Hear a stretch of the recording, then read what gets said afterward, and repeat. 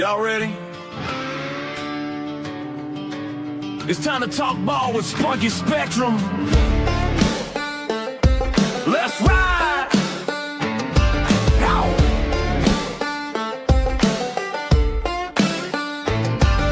Woke up in the morning, coffee in my hand, another season about to start. I'm the fantasy man, scouting sleepers, crunching numbers late at night, building rosters that gon' shine under them lights. From rookie watch to big revenge, I see it all, stacking points while the league's watching me ball. Best ball drafting, no waivers, just pure skill. I'm taking shots, watch the whole league getting killed. Yeah, the grind don't stop, the picks stay high. When the money's on the line, I connect the dots. We're talking fantasy football, best ball drafting deep. Spunky Spectrum spinning, put a league to sleep. 15 grand on DraftKings, cashed it like a king. Now the whole damn country know I run this thing. Yeehaw, raise them up, another W in the books.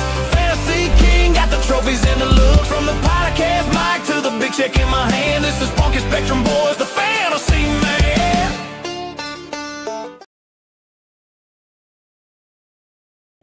Yo, Big D here, and thanks to my man Hoss for the open. And you know what? Dylan's History of Sports is live, and you know what? Until somebody else gets traded, I thought it'd be a quiet night. We could talk about the topic, but you know, AJ Brown and Myles Garrett trade. So now back to my original stream that I wanted to do tonight. You know, I've done Game 7, I've done, you know, tornadoes, but I thought, what else could I do? How about famous athletes who served in the military? As the calendar flips to June, you know, D-Day's 5 days from today, so we know what happened on this day. I think there's a new movie about about James Stagg, who ended up helping the Allies succeed over Normandy. And you know, there were plenty of athletes who ended up serving the military. Some you may have heard, some you might not have heard. Obviously, Pat Tillman's probably one who is probably one where everybody's heard him. He was safety for the Arizona Cardinals, but after the attacks on 9/11, gave up his NFL career to go fight in the Army and was killed in action, I think in 2004. So it ended up being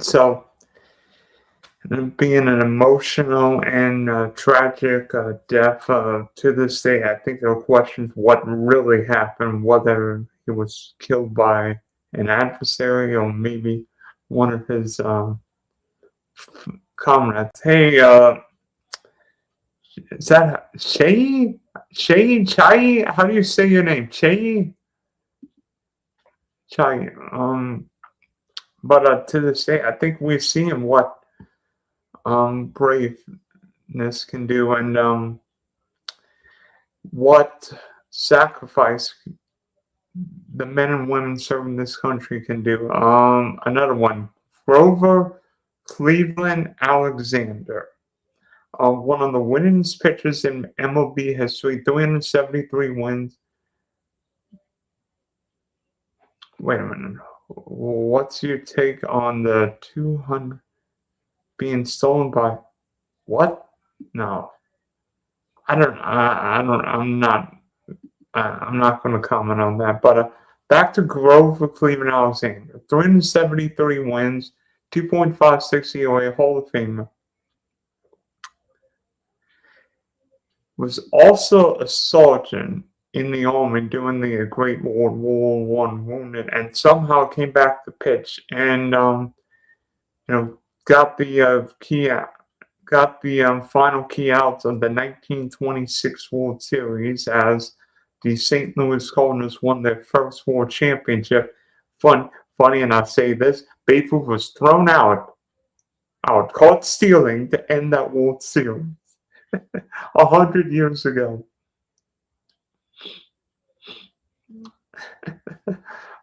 funny how funny how World Series can end. I can remember games ending. How about a World Series ending with a card stealing? Yogi Berra. We all remember Yogi as the great Yankee catcher winning what, 10 World Series rings? Excuse me, 13, yeah, 18-time All-Star, 13-time champ, legendary player. But he also served during World War II. He was what, gunner's mate during the D-Day invasion over Normandy. So, Yogi, not just a legendary catcher, but also a fighter on the beaches of Normandy. And let me see if I could find one. Joe DiMaggio. Well, speaking of World War II, how about another one? Joe DiMaggio served in the 7th U.S. Special Army Air Force.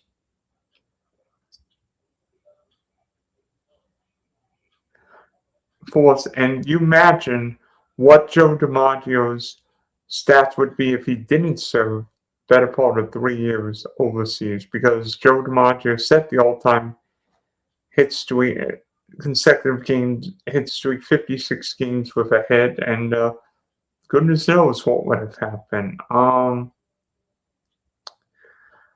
Feller. Bob Feller, not just a Hall of Fame pitcher, but a hero. I think he was one of the first athletes to actually go overseas because of the war. Listen, the military. Terry ended up being in the Navy, so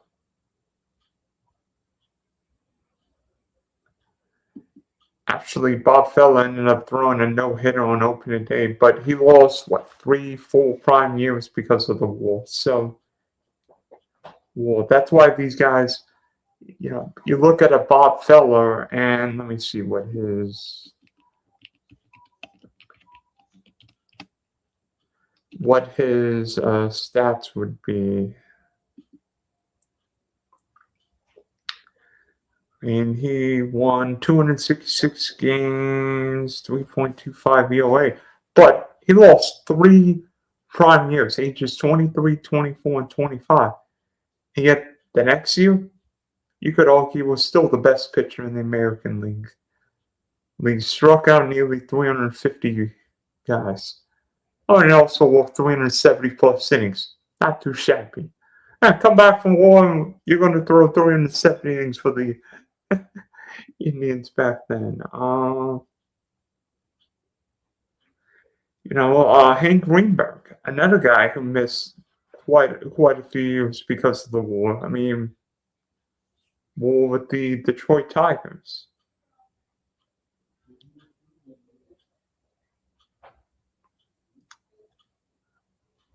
think he ended up serving almost 4 years. So Greenberg ended up missing several seasons, which is why his stats aren't quite as impressive. If you look at Hank Greenberg's stats, he had, let me see, 331 home runs, 12 plus RBIs. But again, you imagine with another 3-4 years, especially with how many home runs he was hitting in 39, 40. Hank Greenberg probably have 455 in home runs and be a top 4 or 5 first baseman of all time.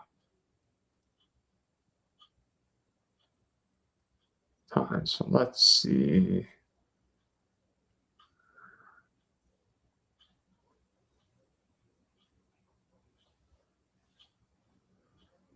Boy, some of these guys. Stan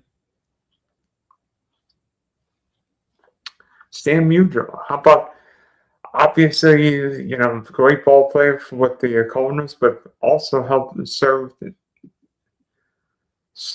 in the Navy.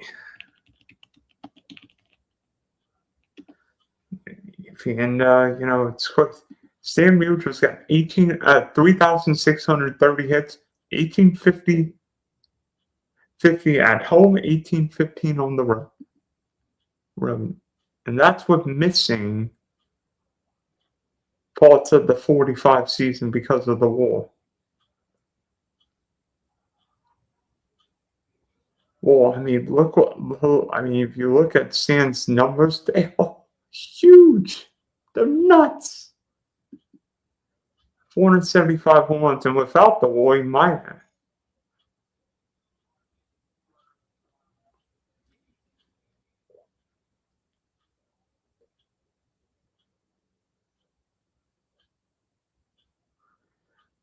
have. Pee Wee Reese, another one. He missed several years with the Dodgers in the 40s and still was part of the first World Series winning team with the Brooklyn Dodgers in 1955. Yes, Brooklyn Dodgers. Of course, Phil Rizzo. How about the Admiral? David Robinson went to the Naval Academy. Draft number 1 overall pick from the Spurs 1987, but then ended up going into the Navy for 2 years. Speaking of the Navy, how about Roger Staubach?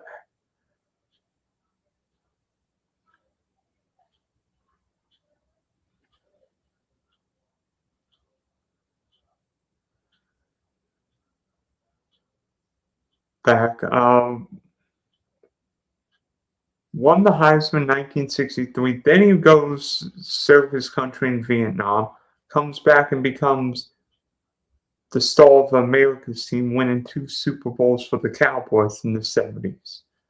So not just a Navy man, but a legendary football player. His career may have been shorter than some.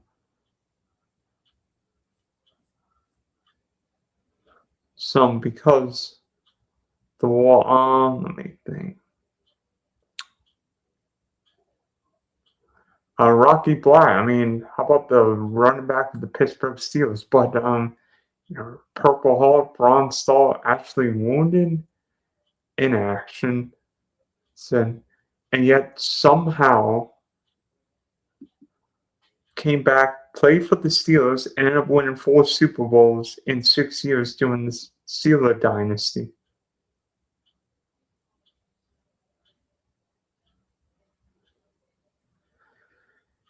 Oh, it's crazy. Of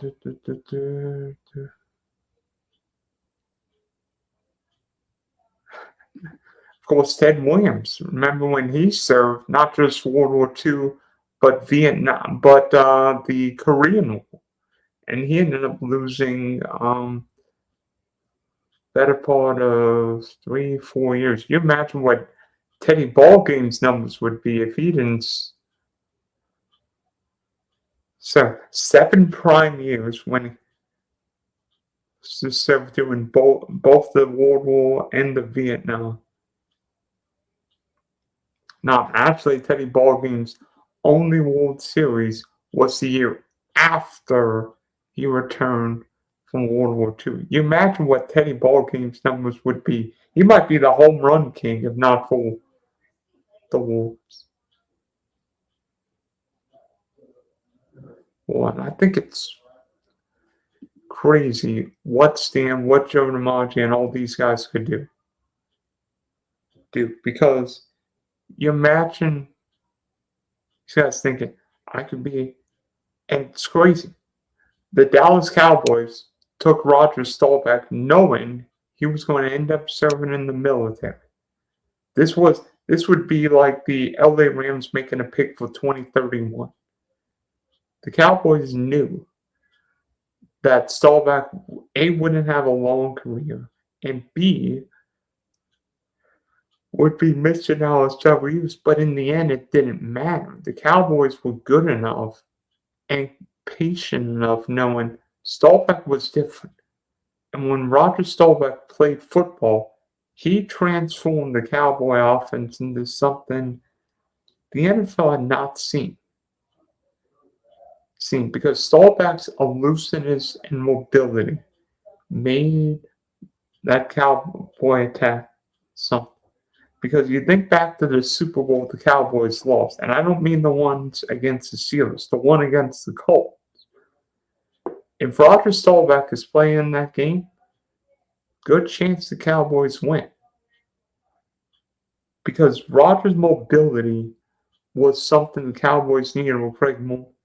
And in that Super Bowl against the Broncos, Staubach was the star of stars in the dome that night.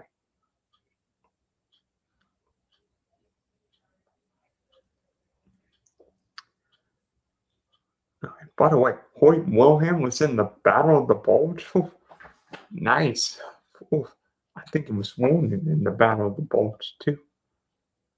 Of course, Alejandro Villanueva actually went to the Army.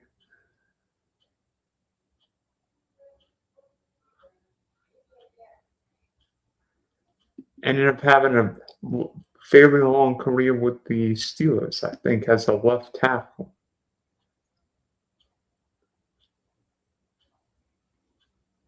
Vitorino, Staubach.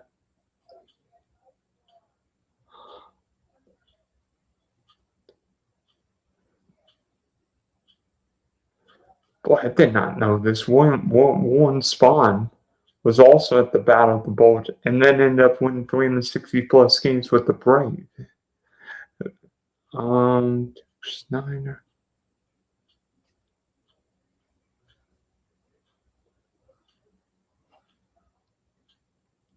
Oh, man.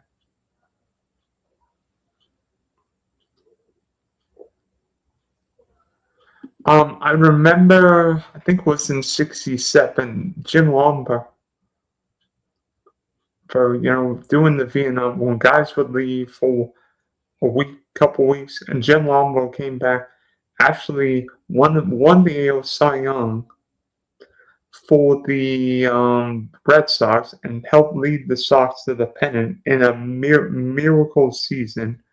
Fortunately, Lombard ran out of gas in Game 7 against Bob Gibson. Not so scrub.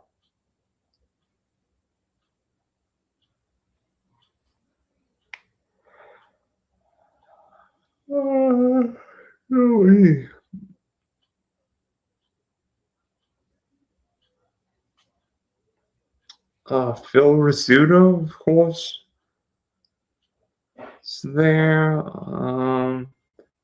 George.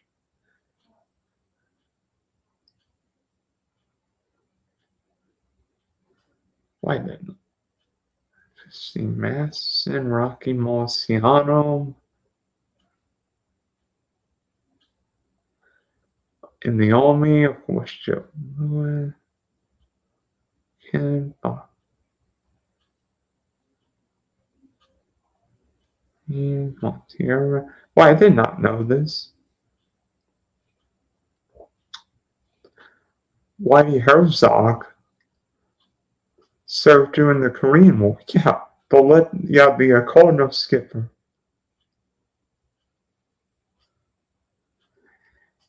I think it's crazy.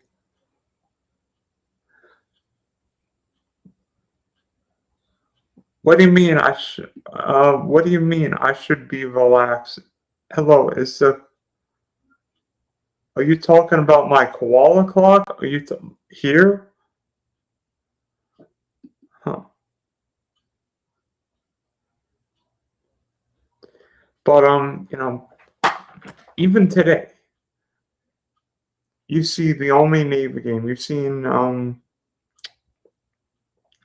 Air Force play, and I went to see the Citadel play in 2008, Florida and Citadel. And you think, well, Florida's going to kill them, but so different seeing military members at that game, because it's one thing if it's one thing seeing a football game, but it's different seeing one of these military institutions, because these guys are going to bigger and better things, whether it be serving this country. It could be an Army guy, Navy guy, Air Force, whatever. That's more important than any football game. The men and women serving this country need the support. And you know what? I have friends, family who've served in the military. If you're an Army guy, simple, beat Navy. If you're a Navy guy, you beat Army. If it's an Air Force guy, you beat Navy and the Army. That's why. And what a even today, who is the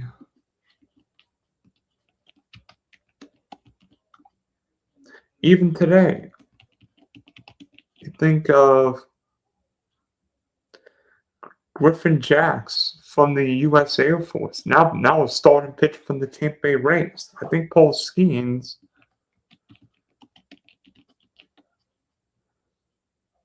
started at the Air Force and then transferred to LSU, where he became the #1 pitcher in the country. But the fact that Griffin Jacks could go to the Air Force and now have a career as a pitcher with the Tampa Bay Rays is something. Because you never thought, hey, a Navy guy, an Army guy, an Air Force guy could pitch in the big leagues. And then seeing Paul Skeens or seeing Griffin Jacks shows what these guys can do.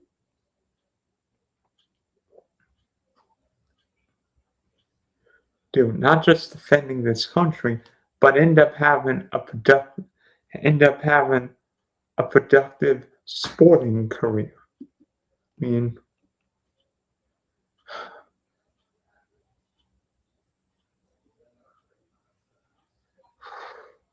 mean,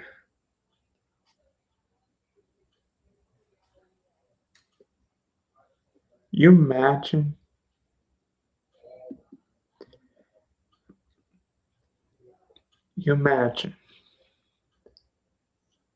what would happen if we remember all the men and women serving this country.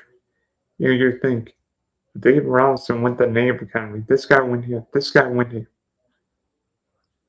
Yeah. I think everyone who serves is a hero.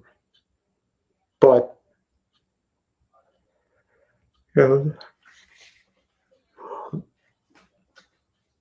seeing Ted Williams or Bob Feller and all these guys put themselves in harm's way and go defend our country. Ted Williams could have stayed and maybe played for the Red Sox in the 40s or 50s. Didn't matter. Bob Feller the same way. And I think what these guys do is showing more class than getting a no-hitter or hitting a home run in Game 7 of the World Series. And it's something.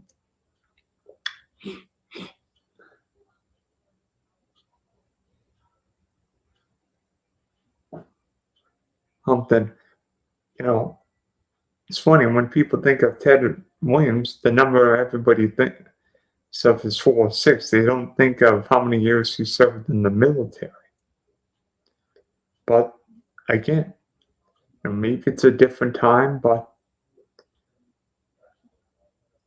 I almost think of Ted Williams more as a military pilot than as a baseball player, which is strange to think that maybe the greatest hitter who ever lived is remembered more for being a pilot, but that's just me. So, and again, you think of events in baseball history. The Great War may have, and I'm not saying entirely, but may have led to the 1919 Black Sox scandal. Because instead of baseball players getting normal salaries, the salaries were sort of, I guess you would say, reduced because of the Great War. And so, baseball fans show up to the park, but, contracts will, especially for the White Sox, will rather pedestrian. And we know what happened, and that 1919 White Sox team turned into the Black Sox, and probably the ugliest scandal that baseball had ever seen emerge, and Joe Jackson and other guys will basically cast aside. I mean, it's something that we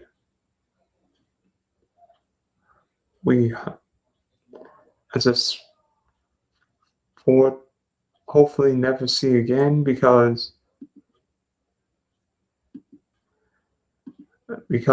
hopefully we don't have a walk stoppage next year. But I want to thank all the men and women serving this great country, because there might be more higher paying jobs, but there's not a more important job in this country than being in the military. Right? Whether you're in the Navy, you're in the Army, you're in the Air Force, you're in the Coast Guard, you're in the Marine Corps.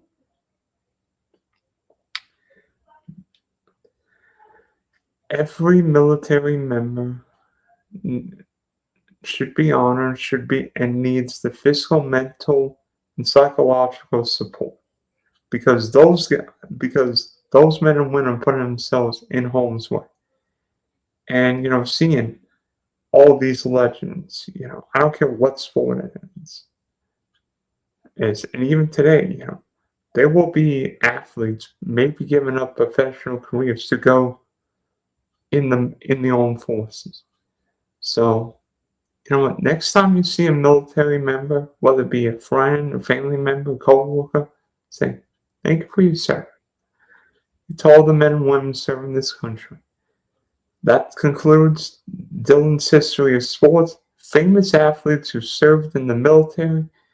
Terry, I will be back with more stories, more history, and potentially more historical undertakings in the world of sports. So this is the Big D signing off for now.